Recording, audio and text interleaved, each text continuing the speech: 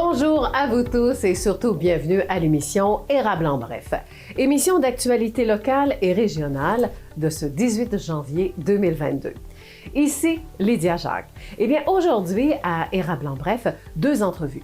La première sera consacrée à l'agriculture pour une excellente raison, car Yves Charlebois a accepté, encore une fois cette année, notre invitation à poursuivre ses chroniques aux 2 semaines pour que l'agriculture ait une place de choix dans notre programmation. Notre spécialiste a choisi de parler de dindon, un mets savoureux en tout temps, mais aussi très populaire pendant le temps des fêtes. Une belle surprise aussi, la culture de la canneberge en région et au Québec. La surprise, Yves va nous donner sa fameuse recette de confiture aux canneberges, donc c'est à surveiller sur nos ondes. Le second invité est le nouveau maire de Plessisville, Pierre Fortier. On fera une rétrospective de 2021, mais aussi les grands projets de 2022. Pour l'instant, voici votre bulletin de nouvelles locales TVC. Alors, pour les manchettes, Ville de Plessisville, nouvelles mesures COVID depuis le 3 janvier dernier. Fruits d'or et Citadelle parmi les 25 plus grandes entreprises de transformation alimentaire du Québec. Et Princeville, l'ancienne Banque nationale sera transformée en CPE, donc en Centre de la petite enfance. Et évidemment, d'autres nouvelles suivront. Voici maintenant vos nouvelles locales. Alors, depuis le 3 janvier 2022, eh bien, la Ville de Plessisville, par voie de communiqué, nous a transmis certains renseignements concernant les dernières recommandations au niveau du gouvernement pour la COVID-19. Cela concerne les bâtiments municipaux et les mesures sanitaires. La Ville demande aux citoyens de privilégier surtout les services en ligne, car plusieurs employés sont maintenant en télétravail. Il est évident que les bureaux demeurent ouverts pour les personnes ne pouvant utiliser les services en ligne. Les plaintes et requêtes pour les transmissions à la Ville, eh bien, consultez le portail au plessisville.québec. Une autre méthode, les coordonnées des employés municipaux se retrouvent via le site Internet. Un paiement en ligne est priorisé, en tout cas pour le compte de taxes. Sinon, vous pouvez déposer votre chèque dans la boîte aux lettres à l'hôtel de ville. Une rénovation ou encore construction, eh bien, consultez l'onglet « Demande de permis en ligne ». Le comptoir d'accueil peut servir aussi pour le paiement d'un constat d'infraction. Du côté de la bibliothèque Lynette Jutras-Laperle, ça demeure ouvert. Un maximum de 16 personnes est d'ailleurs permis. L'amphithéâtre Léopold Boutin a suspendu ses activités, et cela jusqu'à nouvel ordre. Il est possible, par contre, de réserver gratuitement la glace pour patiner avec les membres de votre famille pour une période de 30 minutes. La Ville vous invite à surveiller les différentes plateformes de communication de la Ville. Question de connaître tout changement évolutif vu la situation actuelle, eh bien, n'hésitez pas à consulter le site de la municipalité. Il existe maintenant 25 plus grandes entreprises de transformation alimentaire au Québec et ce qui fait la fierté de la MRC de l'Érable, c'est que 2 entreprises d'ici en font partie. Il s'agit de Citadelle et Fruits d'or. Cette bonne nouvelle a été annoncée dans le journal Les Affaires du 24 novembre dernier. Fruits d'or occupe le 16e rang. L'entreprise a augmenté de 25 % le nombre d'employés avec ses 400 employés au Québec sur un total de 500. Ce fleuron de la région a été fondé en 2000 et est spécialisé en transformation de canneberges séchées ainsi que de bleuets. La coopérative maintenant de producteurs de sirop d'érable Citadelle, quant à elle, se positionne au 24e rang avec ses 285 employés répartis à travers le Québec, dont Plessisville. La coopérative a innové depuis 1925. Aujourd'hui, en plus de commercialiser le sirop d'érable, la canneberge et le miel se sont ajoutés sur la liste des produits distribués par Citadelle. Soulignons enfin que la première position est occupée par AgroPure, suivie de Saputo. Quelques nouvelles maintenant de Princeville. Eh bien, la ville de Princeville connaît un regain du nombre de ses habitants. On parle ici d'une augmentation de 138 personnes par rapport à 2021, ce qui fait un total de 6 494 citoyens. Le maire et les conseillers s'attendent à atteindre le cap des 6 500 habitants dès l'an prochain. Le développement du golfe La Fontaine et aussi l'avenue du Faubourg-des-Prés vont sûrement attirer d'autres prospects. Notons que la Gazette officielle du Québec a puisé l'information de par l'Institut de la statistique du Québec. En terminant, disons que pour la MRC de l'Érable, on parle d'une hausse de 312 habitants pour un total de 24 232 habitants. Le bail a été signé maintenant entre la Ville de Princeville et le CPE, la Petite Bande de Princeville, afin d'occuper l'ancienne Banque nationale. Le guichet automatique de l'institution financière restera à la même adresse. Donc, pas de déménagement de ce côté-là prévu pour celui-ci aussi. Alors, la location aura une durée de 6 mois puisque le CPE aura une nouvelle installation dans le fameux développement domiciliaire Faubourg des Prés. Terminons ce bulletin de nouvelles en félicitant le Club Lion de Princeville qui fêtera son 40e anniversaire de fondation. Une soirée se déroulera le 21 mai prochain. Aussi une belle retraite pour Christian Chartier, le directeur du service de sécurité incendie, qui après 30 ans a décidé de prendre sa retraite. Une belle retraite, Christian, et merci aussi pour votre disponibilité de votre temps pour vos médias locaux.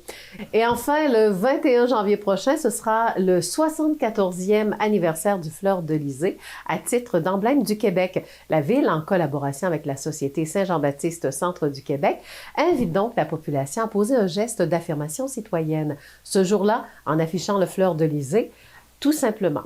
Côté entrevue, donc, aujourd'hui, eh bien, il est de retour en 2022. C'est nul autre que Yves Charlebois. On sait qu'il a vraiment une expertise aussi dans le monde agricole. Voilà son ancien métier qui était bien sûr journaliste agricole. Alors, tout d'abord, Yves Charlebois, bonjour. Oui, bien, bonjour. Ben oui, vu que c'est la première fois qu'on se voit en 2022, bien, je vous en souhaite toute une bonne. Merci beaucoup. Alors, aujourd'hui, le sujet, je pense qu'il est encore de circonstance parce qu'on est en train de manger nos restants du temps des fêtes. Oui, effectivement. Je voulais vous parler d'un phénomène qui est arrivé cet automne, c'est la production de dinde et de dindons. Ce qui est arrivé, c'est qu'il y a eu un débat entre les transformateurs au Québec et les producteurs. Les producteurs voulaient produire davantage de dindons et les transformateurs en voulaient moins. Parce que l'an dernier, il y a eu une surproduction et à ce moment-là, le prix de détail a vraiment tombé dans le temps des fêtes et les épiceries se relançaient les unes les autres pour avoir le meilleur prix parce qu'il y avait une surabondance de dindons. Cette année, il y avait moins de dindons. Ça a fait en sorte que si vous avez regardé les circulaires des épiceries dans le temps des fêtes, il n'y avait presque pas de vente de dinde. Et même, ça allait jusqu'à... On ne mettait même pas le prix à la livre, c'était 30 $, vous aviez une dinde ou des choses comme ça. Moi-même, j'ai essayé de trouver des dindons. Il y avait le nouveau modèle, là, que vous puissiez le mettre au four sans le décongeler. Mais j'en ai pas trouvé. Il y en avait à l'occasion à l'épicerie, mais j'en ai pas trouvé. C'était... back order, comme on dit. C'était un peu spécial. Au Canada, je peux vous dire... Mais juste avant, ça veut dire que les producteurs de dindons ont eu peur. Est-ce que c'est à cause de la COVID? Non,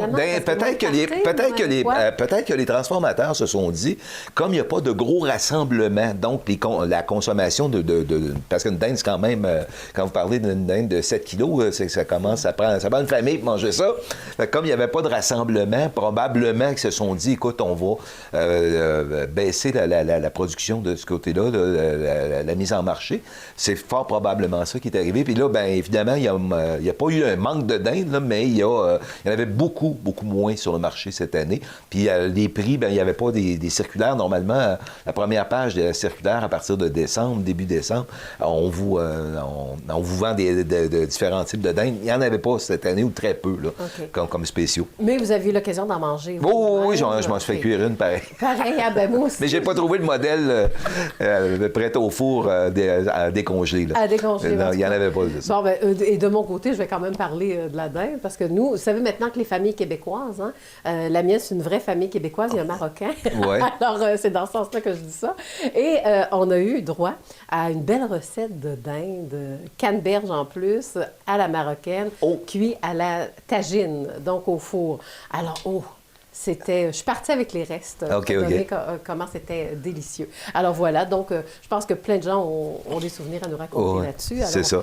Puis pour en conclure avec la dinde, bien, en tout cas, il y a 521 éleveurs de dinde au Québec, au Canada au complet. Il y a 7 couvoirs, parce que ça se reproduit par des œufs, ces dindes-là. Il y a 7 couvoirs au Canada.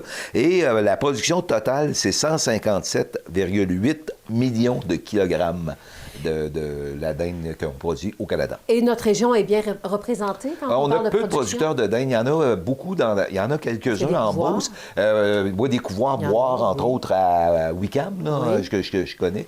Dans la région de Québec, à Valcartier, dans ce coin-là, les anglophones, il y a des producteurs, il y a beaucoup d'anglophones dans ce coin-là. Eux, ils en font une grosse industrie qui est dans ce coin-là, à Saint-Gabriel de Valcartier. Et dans l'environnement de ça, ils ont beaucoup de producteurs de dindons. OK. Mais au moins, on sait que la popularité de la dinde va sûrement revenir. Oui, aucun problème de ce côté-là. Là. OK, c'est pas une pénurie. Non, il n'y aura pas de pénurie du tout, là, voilà, de ce côté-là. Bon, alors maintenant que nous sommes rassurés, parce que quand même, c'est léger, hein, surtout qu'on fait attention à son poids à la période du temps des fêtes, on veut du dindon. Alors maintenant, on est rendu quoi, à la Canneberge? Oui, bien c'est ça. On est dans la région, dans la région ici, au Québec, 80 des canneberges produites au Québec, c'est dans le centre du Québec. Fait que ça va de Saint-Lucien à Drummondville, jusqu'ici, Saint-Louis-de-Blanford, Villeroy, Manceau, etc. Ça a commencé modestement, ça, dans les années 40, il y avait un seul producteur, c'était M. Larocque, qui existe toujours, là, cette famille-là. Ils sont à Lemieux. Ils en produisaient, puis il n'y en a jamais eu d'autres avant les années 80. Il y a eu M. Biellaire qui a parti le bal là, dans les années 80, et ça a grossi. Puis maintenant, au Québec, on est rendu avec 60 et les derniers chiffres du MAPAC, il y a 78 producteurs de canneberges. Si vous avez la chance de prendre l'avion, un petit avion dans le coin, vous passerez au-dessus des champs de canneberges, vous pensez que c'est des bassins d'épuration des eaux, là. C'est des coraux comme ça. Immense. Mais il y en a. Et comme c'était extrêmement modeste au début avec M. Biellaire, c'était des installations de fortune pour la manipulation, faire le classement, des outils qui étaient faits en bois, qui étaient importés des États-Unis. Et maintenant, là, il y a des entreprises de transformation ici, ça pullule. Oui, il y en a une peu un autre. Oui, on peut nommer deux grands producteurs. Oui, ici, le maire de Plessisville, Pierre Fortier, qui est un des plus grands producteurs en Amérique du Nord. Il y a M. Lemoine aussi, mais il y en a quand même beaucoup. Vous remarquerez, ici, juste dans le parc industriel à Plessisville, il y a un congélateur qui appartient à M. Fortier, qui est immense. L'entreprise de fruits d'or de Lemoine, c'est quand même très, très grand. Ils ont un immense congélateur à Villeroy et qui permet également la classification et tout ça, là, de ce côté-là. Fait que c'est énorme. La production, d'année en année, ça augmente. On parle de...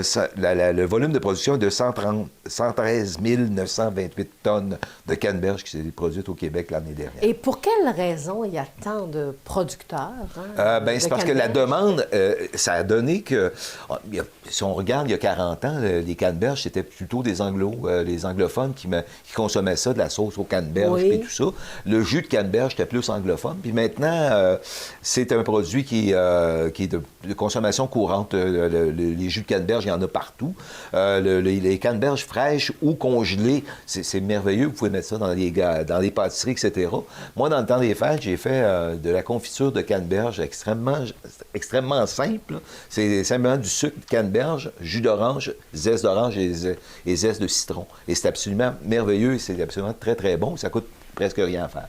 Fait que c'est ça, fait que ça n'arrêtera pas parce que d'année en année, les superficies augmentent. Parce que ça prend quand même 5 ans au moment où on plante et qu'on ait un rendement maximum, un rendement qui est bon. Fait qu'au moment d'aménager le champ, jusqu'à temps qu'on commence à récolter de façon au maximum, ça prend 5 ans. Fait que veut pas, à chaque année, on met des nouveaux champs en culture. Fait que dans 5 ans, il va toujours avoir de plus en plus de production. Oui, et ce qui est intéressant aussi, c'est que les producteurs de canneberges deviennent comme des fleurons économiques aussi de la région. Oui. Ça fonctionne. Écoutez, il n'y a pas beaucoup de camionneurs qui n'ont pas de travail là, au mois d'octobre. Les champs, on les vide, on les classe. Après ça, c'est congelé. Les camions ici, ça se promène un peu un autre, puis un autre. Là. C'est incroyable. Puis la quantité de gens aussi qui sont aux récoltes, il y a beaucoup de travailleurs de ce côté-là. Et aussi à la classification lors de la récolte, parce que on récolte ça pendant un mois, mais on en consomme 12 mois par année. Fait que les canneberges aux États-Unis, on en exporte énormément. Eux, ils en veulent pas. Ils veulent pas avoir la récolte d'un trait, là. Ça fait qu'on les congèle, puis au fur et à mesure de leurs besoins, des transformateurs américains, ben, on leur livre par camion réfrigéré, là, des camions congélateurs. Voilà. Et en guise de conclusion, en 60 secondes... Bien, en 60 secondes, l'avenir pour la production de canneberge s'annonce très, très bien là, pour la région. Ça n'arrêtera pas. Et aussi, de plus en plus, il y a de l'innovation au niveau de la transformation. Il y a des jus particuliers. Là, on est rendu qu'on va faire des jus énergisants. Puis il y a beaucoup de développement qui se fait de ce côté-là. Même sur la scène internationale, je donne comme exemple Fruits d'Or, là, ça va très bien aussi. Bon, oui, ils vendent partout sur la planète, là, tout simplement. Voilà. Bon, bien, merci beaucoup, Yves. Ça m'a fait plaisir. Avez-vous déjà trouvé un sujet pour la semaine prochaine? Non, pas encore. Je vous trouverai bien quelque chose à vous raconter. Je le savais. Merci beaucoup, Yves. Merci. À dans 2 semaines. Alors, c'était Yves Charlevoix, donc notre chroniqueur agricole. Alors, cette fois-ci, nous allons interviewer pour lui donner la chance aussi qu'il nous souhaite ses vœux de bonne année. Alors, on va parler avec M. Pierre Fortier pour parler du avant, après les élections. Et la ville de Plessisville doit s'attendre à quoi en 2022? Alors, pour ce faire, vous avez reconnu sûrement Pierre Fortier, maire de Plessisville. Bonjour! Bonjour, Lydia. Puis, comment qu'on se sent? Est-ce qu'on commence à être habitué dans le siège du maire? Oui, ça fait à peu près 2 mois, là, puis on a du travail de fête, ça va super bien, mais je suis content. L'hôtel de ville, bien, étant donné que j'étais là déjà depuis 4 ans, fait que c'était félicitateur à ce niveau-là. Oui. Ça va bien. Bon, on va reprendre un peu, on va faire le avant les élections pendant que vous étiez conseiller, les projets de développement, parce que j'aime ça faire une forme de rétrospective de l'année 2021. Alors, les dossiers qu'on a traités avant les élections. Bien, les dossiers de 2021, je pense que les dossiers le plus important, c'était celui de la piscine. C'est un dossier qu'on a travaillé pendant, je dirais, au moins 3 ans. Parce que dans une première fois, on avait donné des plans à un architecte pour qu'il sorte les plans et tout ça, puis on est allé en soumission avec ça. On nous avait dit à peu près alentour d'1,8 million, fait que ça a sorti à 3,2 millions. Fait que nous, on s'est dit, wow, non, ça fonctionne pas. Fait que on a entendu, pour retourner en soumission, il faut qu'on change les plans un petit peu. On change des petites affaires, ces plans, on retourne en soumission, c'est une loi. Il faut se plier à ça. Puis entre-temps, on est allé voir nos gouvernements, on est allé chercher une subvention d'un peu plus de 700 000 $. Là, ça a sorti à 2,2 millions. Fait que là, on est encore un peu en questionnement. On a fait une consultation publique. L'hôtel de ville s'est rempli, puis les gens étaient catégoriques, ils veulent une piscine. Fait qu'on a fait le projet. Le projet, la piscine s'est construite en 2020, ouverture fin juin 2021. Fait que c'est un grand succès. C'est un grand succès parce que... Et qu'est-ce qu'on a dû enlever, par exemple, de la piscine dans les plans? C'est pas des... Il s'agit de changer les mesures sur un plan de quelques centimètres et puis on devient légal. On n'est pas obligé de faire des gros changements. Mais on est obligé de faire des changements. On ne peut pas retourner avec exactement le même plan. Fait que c'était des banalités qui ont été enlevées. Ça n'a pas d'importance sur la réalisation finale. Oui, et elle a servi, les gens ont apprécié, une belle piscine, oui. Oui. Même on est obligé de fermer malheureusement vers le 15 août parce que c'était les étudiants qui étaient des sauveteurs, les surveillants. Ils retournaient à l'école. Fait que là, on travaille fort là-dessus. On veut qu'en 2022, ça soit différent. Voilà. Donc, peut-être même quelqu'un à temps plein pour on la cherche, piscine. On est là-dessus. Justement, au mois de janvier, une campagne de recrutement pour la piscine. Voilà. Alors, c'est une bonne nouvelle qu'on vient d'annoncer en même temps. Alors, après le dossier de la piscine en 2021. Bien, le dossier aussi qui est marquant, bien, vous avez vu la belle murale en avant de l'hôtel de ville. Fait que quand le TABG s'est mis à vendre, on s'est dit, oh, peut-être qu'on pourra faire quelque chose. Fait que on a fait 2 choses importantes dans ce projet-là. On a acheté le TABG, on l'a rénové, puis c'est devenu un centre important pour nos Mexicains. Laurent, qui est là, Tabagie, là, parle bien espagnol, puis il est très, très accueillant, il est facilitateur pour les Mexicains. Fait que ça, puis en plus, il a acheté le restaurant qui est à côté, c'est lui qui l'opère. On a fait notre mural, puis on revend là bientôt le bâtiment complètement rénové. Fait que ça, vraiment, là, ça a embelli beaucoup notre centre-ville, puis on est bien fiers de ça. Et même le voisin d'Hôtel de Ville, hein? Oui, Quand même. C'est un paysage qu'on voyait aussi à tous les jours. Il faut dire que, pour ceux qui connaissent moins le dossier, disons que la bâtisse, elle était... elle ça faisait longtemps qu'elle n'avait pas été peinturée. Elle avait besoin d'amour. C'était pas tellement joli. Fait que là, quand on a vu l'opportunité, on a sauté dessus. Puis le prix était bien raisonnable aussi. On a fait quelque chose de bien raisonnable avec ça. Fait que c'est un bâtiment qui revient pas cher là, pour... Puis je pense que ça allait pas mal en même temps de vouloir changer peut-être l'image ou la signature, notre l'identité. Image de marque, oui. On a travaillé dans les dernières années. On a engagé des consultants qui ont changé notre identité pour que Plessisville à bras ouverts.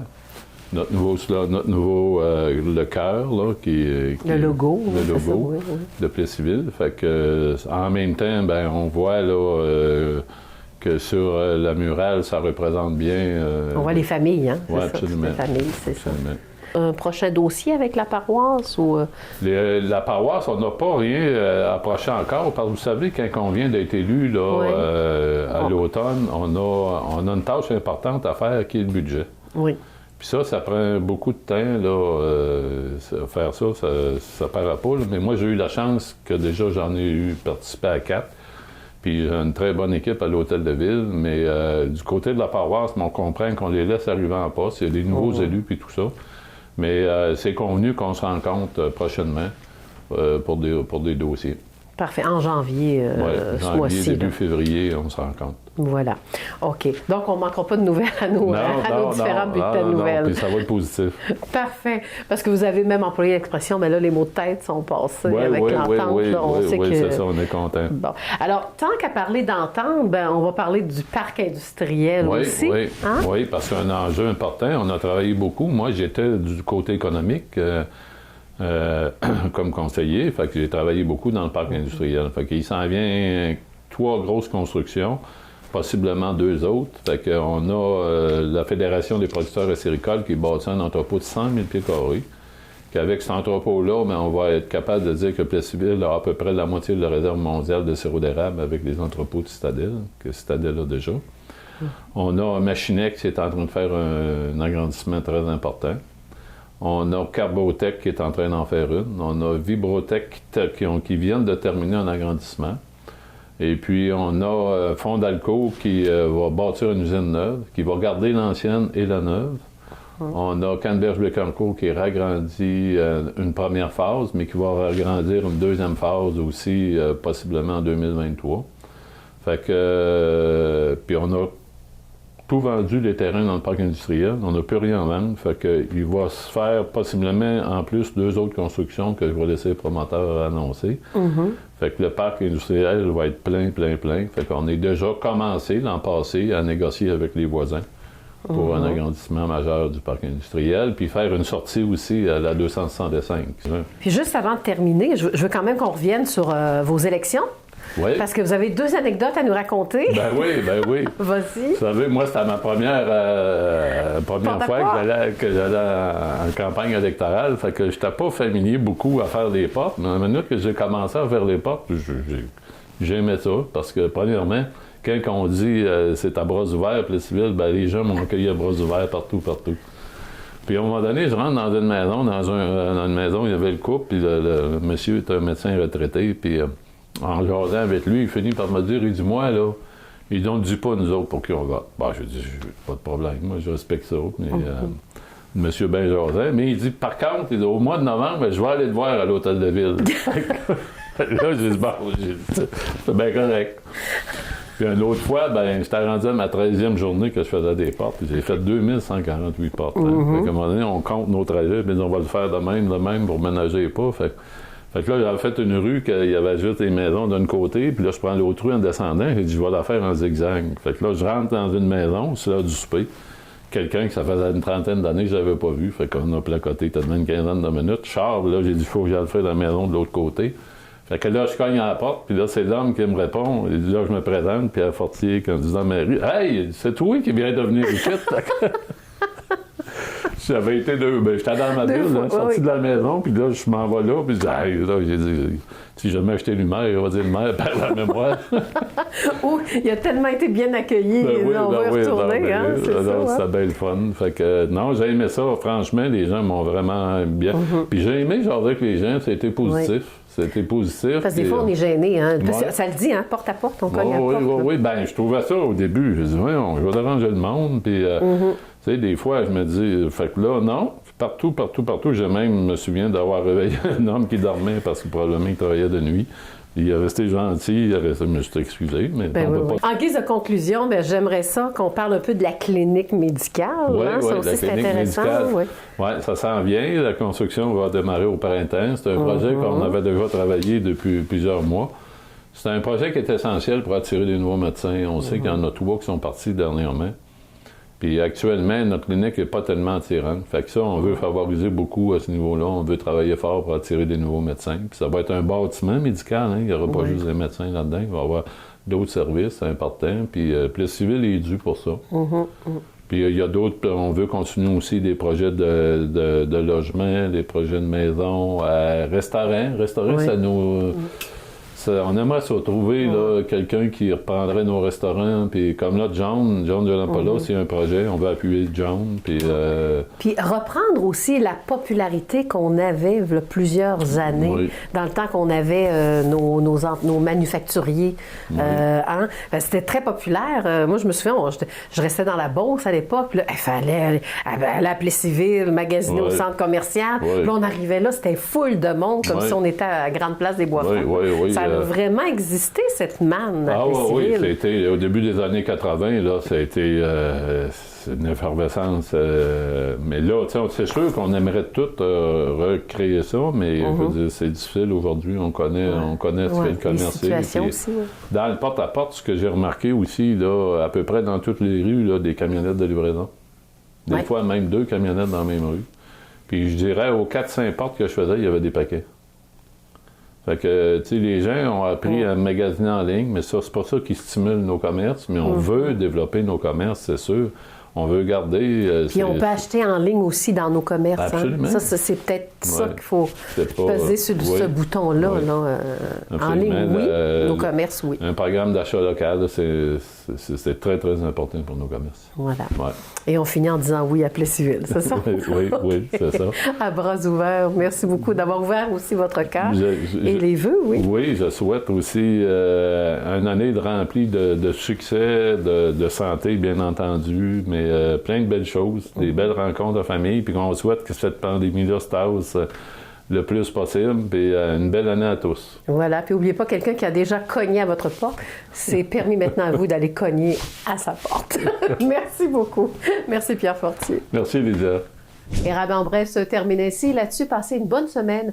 Et si vous voulez revoir nos émissions, elles sont toujours disponibles sur notre site web tvce.org. Merci d'encourager votre TVCE pour vos nouvelles locales et régionales. Là-dessus, toute l'équipe de la TVCE vous souhaite une excellente semaine. Salut!